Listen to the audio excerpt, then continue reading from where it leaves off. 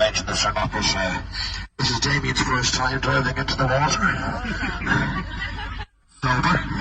Sober. Right, you ready for this? Let's see what happens.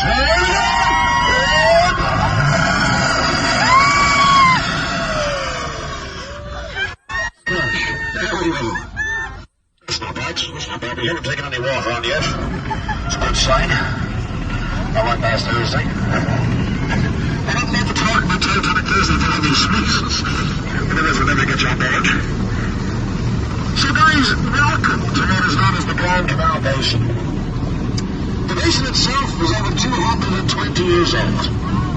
It was dug out back in 1796. To put this into context, that's about 20 years after the creation of the establishment of the United States of America. Now, we mentioned to you that the basin effectively took 9 years to dig out, all by hand. No machinery was used during that period. It is 25 acres in size. It's 22 feet deep, which I believe is close to 7.5 meters deep all the way around, including the sides. And it contains 150 million gallons of fresh water.